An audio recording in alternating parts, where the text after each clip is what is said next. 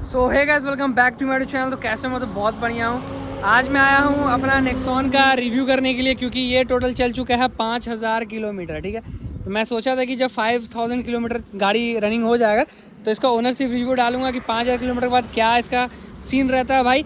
तो आज इसके कुछ बेसिक इसके ऊपर मैं बात करना चाहूँगा कि टोटल रनिंग मैंने 5000 किया तो ऑल ओवर क्या रिव्यू मिला, कैसा रहा सब कुछ। तो इसको मैं इस वीडियो में डिटेल करूँगा। और मैं इससे पहले जो प्योर एस मॉडल लेने वाला था, तो प्योर एस छोड़ करके क्रिएटिव 1.2 डुअल टोन में क्यों गया, उसके बारे में मैं आपको क्लियर करूँगा। तो वीडियो को स्टार्ट करता हूँ और गाड़ी के बारे में डिटेल करता हूँ कि ऑल ओवर किस तरह का रहा पूरा एक्सपीरियंस मेरा इस गाड़ी में। और 5000 किलोमीटर रनिंग हो चुका है। तो अभी क्या है कि मैंने फ़ोन में सारा कुछ लिख के रखा है, क्योंकि देखो मैं एक बाइकर हूँ और क्या है कि ये कार का कंटेंट है तो मुझे उतना क्लियर नहीं है, इसलिए बेसिक मैं इसमें लिख के रखा हूँ कि क्या क्या मुझे डिटेलिंग करना है, क्या क्या पॉइंट बात करना है। तो पहला भाई आता हूँ, देखो ये है डुअल टोन कलर। ठीक है, ये इस कलर, ये इसका डायटोना ग्रे नाम है इस कलर का, डायटोना कलर है ये, डायटोना ग्रे। तो ये डुअल टोन में आता है। ऊपर में देख सकते हो वाइट है और ये ग्रे कलर है डायटोना ग्रे, और ये बेसिकली भाई चमकता है ये कलर। तो ये डायटोना ग्रे कलर है। और इसका जो ग्राउंड क्लियरेंस भाई देख सकते हो कितना ऊंचा है, 208 का ग्राउंड क्लियरेंस है भाई, बहुत सुपर है। और ग्राउंड क्लियरेंस को इन्हेंस कौन चीज़ क्या करता है भाई, मैं आपको बताता हूँ। इसका टायर सेक्शन जो है, ये टायर देखो भाई बड़ा टायर है, ऊपर से अलॉय भी लगा हुआ है अलॉय, और 195 सेक्शन का टायर लेता तो अलॉय नहीं मिलता है इसमें। लेकिन 215 16R का मैंने टायर लिया तो इसमें अलॉय व्हील्स भी मुझे साथ में मिला है कंपनी के तरफ से। और क्योंकि प्योर एस में था तो अलॉय नहीं था, और क्रिएटिव में आने से मुझे बहुत बड़ा बेनिफिट हुआ कि अलॉय मेरे को मिल गया उसमें। और इसके बाद मैं बताता हूँ, पहले मैं गाड़ी का डिटेल कर लेता हूँ, थोड़ा गाड़ी का डिटेल बता देता हूँ, उसके बाद प्योर एस और इसका मैं डिटेल बताऊँगा कि मैंने इस पर क्यों लिया, ये वैल्यू फॉर मनी क्यों मॉडल है। और बस थोड़ा पैसा हमको लगता है कि 50-60 रुपये बड़ा है भाई, बहुत कुछ मिल गया मेरे को। इसके बाद मैं बताता हूँ, इसमें ऑटो वाइपर है। ठीक है, अगर इसे ऑटो पे सेट कर देंगे तो बारिश जैसे स्टार्ट होगा या कभी पानी डालोगे तो ऑटोमेटिक वाइपर चलने लगेगा भाई, इसमें ऑटो सेंसिंग वाइपर दिया हुआ है। उसके बाद से भाई इसके बारे में बता देता हूँ कि कनेक्टिंग टेल लाइट है। ठीक है, ये जो टेल लाइट है इसमें प्योर एस में नहीं था भाई, इसमें ना कनेक्टिंग टेल लाइट है, पूरा ये कनेक्टेड जलता है भाई। अभी मैं लास्ट में इसका दिखा दूंगा जब वीडियो बनाऊंगा। तो ये कनेक्टिंग टेल लाइट है भाई, पूरा कनेक्टेड रहता है। और साथ ही साथ भाई इसका बैक का वाइपर है, देख सकते हैं यहाँ छिपा हुआ, किसी को नहीं पता चलता बैक वाइपर है कहाँ भाई नेक्सॉन में, लेकिन बैक वाइपर भाई यहाँ छिपा हुआ है, देख सकते हो अंदर छिपा हुआ। मैं इस वीडियो में एंड में मैं बैक लाइट भी दिखाऊंगा और बैक वाइपर भी दिखाऊंगा भाई, कितना छुपा रुस्तम रहा टाटा जो निकाला है। और अब मैं इसके अंदर का डिटेल करता हूँ, बाहर का तो डिटेल हो गया भाई, जो है यही है बाहर का डिटेल। अब इसके अंदर चलता हूँ, अंदर से आप लोगों को डिटेल करता हूँ कि क्या क्या चीज़ मुझे मिला है। पहले मैं दिखाता हूँ कि प्योर एस में बैक एसी वेंट्स था। ठीक है, फिर भी इसमें बताता हूँ कि क्रिएटिव मॉडल में मुझे बैक एसी वेंट्स भी मिला है, ताकि पीछे के भी पैसेंजर को अच्छे से हवा जाए। और वहाँ पर भाई चार्जिंग पॉइंट भी दिया गया है, इसमें प्योर एस में नहीं था, इसमें चार्जिंग पॉइंट भी दिया गया, बैक एसी वेंट्स भी दिया गया है। और इसका भाई सीट बहुत प्यारा है भाई, बहुत प्यारा कुशनिंग है सीट का। बाकी इसके आगे में जा कर के मैं रिव्यू करता हूँ।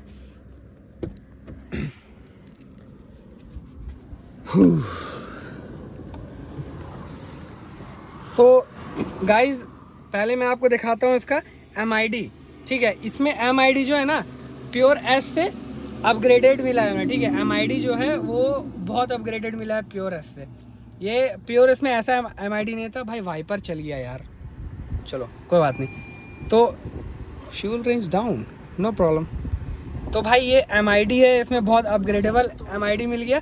और उसका जो MID था, उसका जो पॉइंट था, ये नंबर में तो आता था सारा कुछ, लेकिन साइड से उतना चौड़ा नहीं था भाई, जितना ये स्पेसियस दिख रहा है ना वो इतना ही पे था। तो ये MID मुझे अपग्रेडेड मिल गया। सेकंड बताता हूँ, इसमें भाई फुल कंट्रोल है, देख सकते हो यहाँ पे स्टीयरिंग पे फुल कंट्रोल दिया हुआ, कॉल उठाने काटने का, म्यूज़िक चेंज करने का, म्यूज़िक अप डाउन लंफन सारा कुछ है भाई। ये तो MID का है, लेकिन ये चीज़ प्योर एस में नहीं था, ये मेरे को मिला है इसमें, जो कि फुल्ली गाड़ी का कंट्रोल है। और AC को पहले बंद कर लेता हूँ यार। ये जो देख रहे हो ये पूरा टच है। ठीक है, देखो AC ऑन ऑफ करने का, ऑटो ऑफ कर दिया, ये टेम्परेचर अप डाउन करने का, ये फ़ैन का स्पीड है, ये पीछे का डिक्की खोलने का है, बूट खोलने का है। और ये लॉक अनलॉक है गाड़ी का। बाकी ये मैक्स है, आगे का जो ठंड के टाइम पे चलाते हैं वो है, और फॉग के लिए। बाकी ऑल ओवर समझ रहे हो भाई, इसमें पूरा टच मिल गया। प्योर में भी टच था, लेकिन उससे स्टैंडर्ड मॉडल लोगे अगर बेस मॉडल में तो ये चीज़ नहीं मिलेगा, और इस मॉडल में ये फुल्ली टच मिल गया मेरे को, ये एक बेनिफिट हुआ मुझे।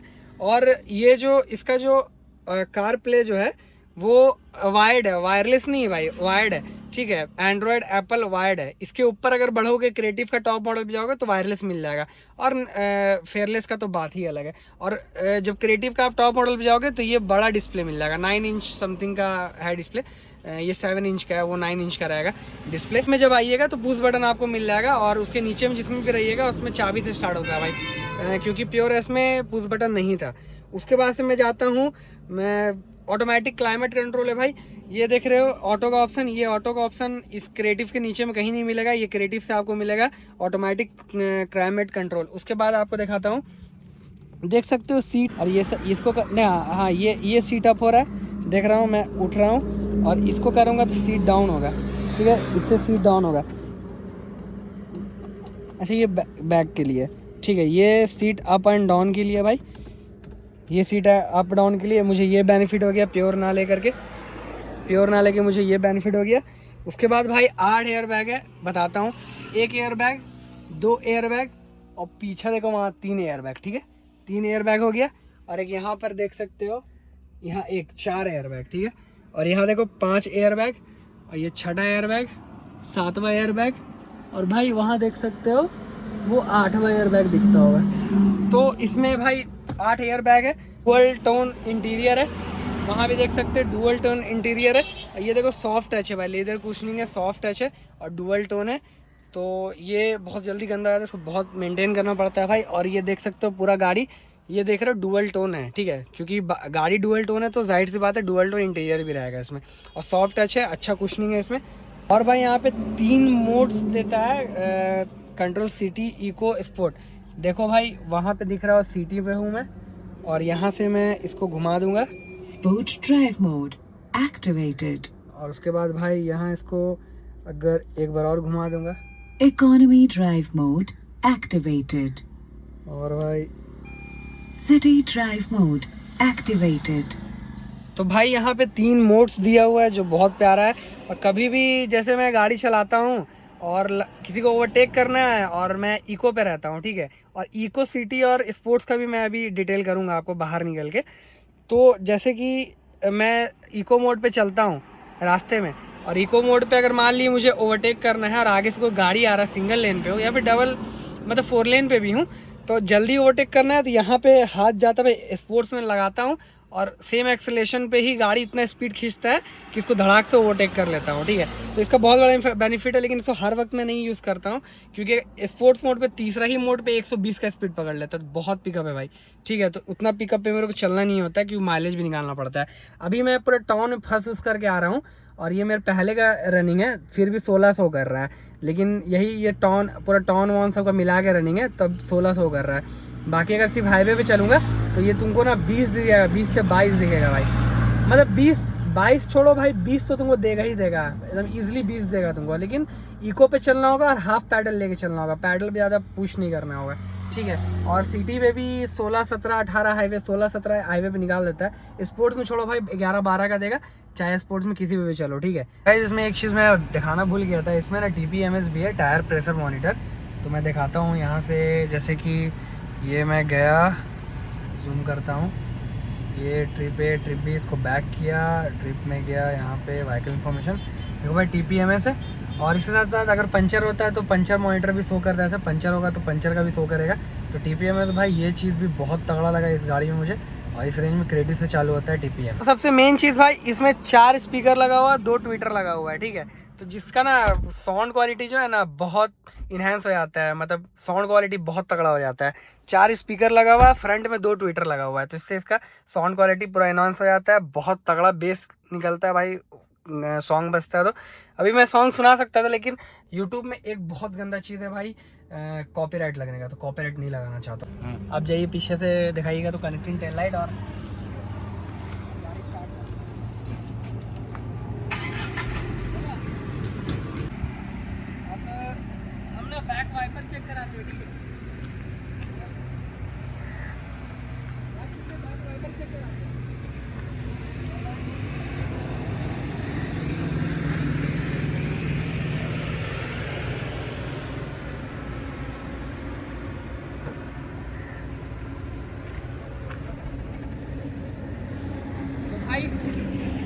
ये इसका बैक वाइपर रहा भाई, बहुत छुपा रुस्तम चीज़ है भाई। नेक्सॉन टाटा ने बैक वाइपर बहुत छुपा के डाला है, किसी को पता नहीं चलता है। और ये टेल लाइट आप लोगों ने देख लिया, ये कनेक्टिंग टेल लाइट जल रहा है यहाँ पे। और ये बहुत मतलब प्योर मॉडल जो मैं ले रहा था, प्योर मॉडल ना लेकर प्योर एस, जबकि देखो भाई मैं एक चीज़ आपको क्लियर समझाता हूँ। प्योर एस और ये मैंने क्रिएटिव पे क्यों किया, क्योंकि हमको कुछ बेनिफिट मिला।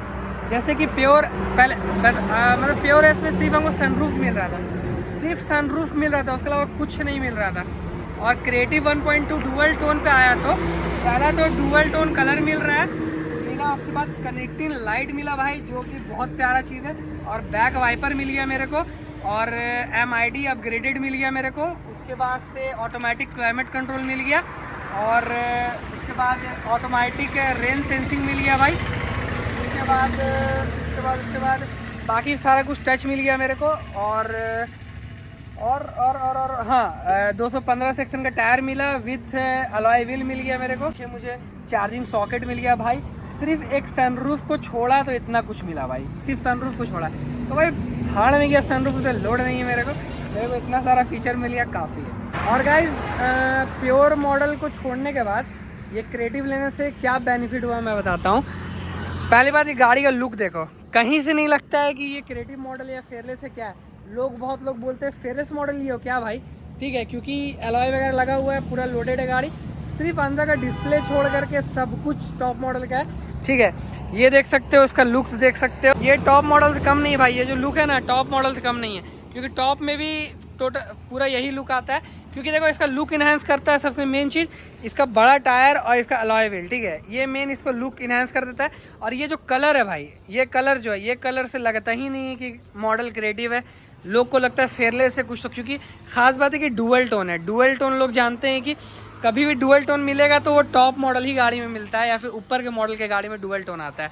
तो लोग समझते हैं फेयरलेस मॉडल लेके आ गए हो क्या, तो भाई वो वैसा नहीं है, क्रिएटिव मॉडल है। और इसमें टॉप का पूरा मज़ा है भाई, टॉप का। अब बताता हूँ इसे माइलेज कैसे निकाला जाता है। मैं माइलेज कैसे निकालता हूँ, जब मैं गाड़ी लेके चलता हूँ सिटी से निकलता हूँ, सिटी मोड में, और ज़्यादा पैडल खींचता नहीं हूँ, आराम सिटी में चलता हूँ, ठीक है, सिटी मोड पे रख के।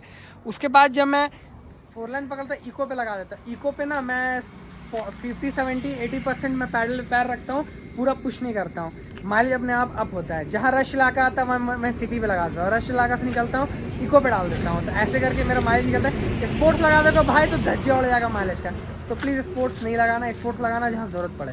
आओ भाई मैं आपको दिखाता हूँ कि इसका बूट स्पेस जो है वो किस तरह का है, कितना लीटर का है बूट स्पेस। तो भाई ये रहा इसका बूट, और ये 382 लीटर का बूट स्पेस है भाई। इसमें बहुत सारा सामान रखा हुआ है, इसलिए पता नहीं चलता होगा, लेकिन है भाई, अच्छा स्पेस है इसमें बूट में।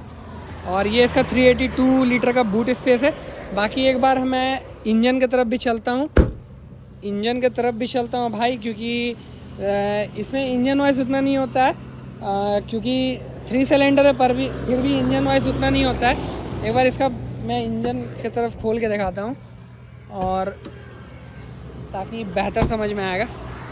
इसका बेसिक में इंजन का डिटेल आप लोगों को दे देता हूँ। ये भाई 1200 सीसी का इंजन है, और 118 bhp का पावर जनरेट करता है 5500 RPM पे, और टॉर्क इसका 170 Nm का टॉर्क है भाई। उसके बाद बताता हूँ भाई, ये 6 स्पीड मैनुअल ट्रांसमिशन इसमें लगा हुआ है, और स्पोर्ट्स मोड तो भाई आप लोगों को मैं अंदर बताया। ये 1.2 लीटर का टर्बोचार रेवोट्रॉन BS6 फेज 2 कंप्लाइमेंट इंजन है भाई ये।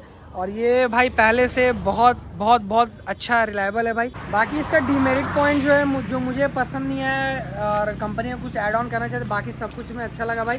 देखो मेरे को ना, जो मेरे पास i20 था ना, उसमें ऑटो फोल्ड RVM था, ठीक है, तो इसमें ऑटो फोल्ड नहीं है भाई। जबकि इतना पैसा लिया तो ऑटो फोल्ड देना चाहते, क्योंकि क्रिएटिव मॉडल था भाई। और सेकंड चीज़ था भाई, जैसे कि अमूमन लोग कार में ट्रैवल करते हैं तो सनग्लास तो रखते ही हैं, सनग्लास होल्डर भी देना चाहिए था, लेकिन भाई यहाँ कहीं सनग्लासेस होल्डर नहीं है, ठीक है, जबकि ड्राइवर की तरफ एक सनग्लास होल्डर देना चाहिए था।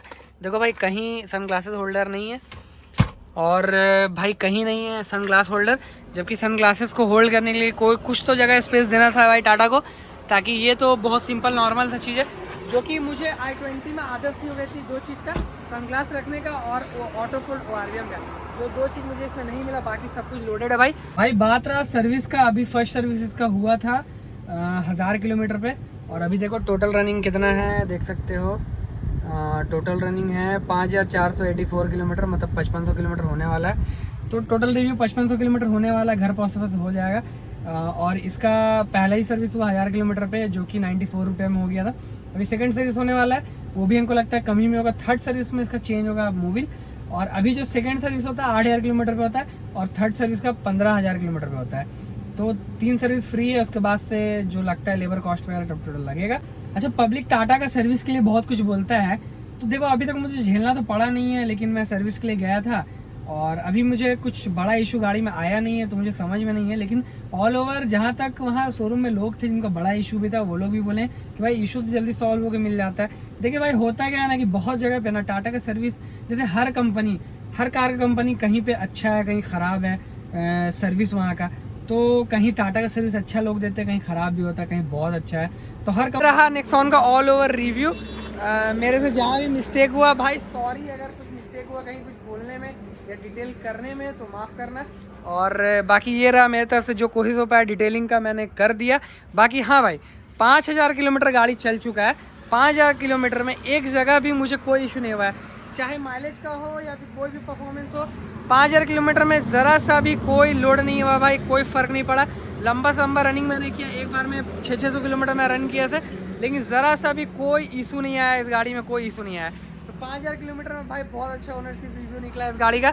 और आई लव टाटा ब्रांड भाई, इसका बिल्ड क्वालिटी बहुत दासू है भाई, आप लोग बेहतर जानते हो। तो आई होप वीडियो आप लोग पसंद आया, तो मिलते हैं आप लोग से नेक्स्ट ब्लॉग में। तब तक के लिए खाते पीते रहो, चुस्त रहो, मस्त रहो, तंदुरुस्त रहो। Bye bye, take care and खुदा हाफिज़।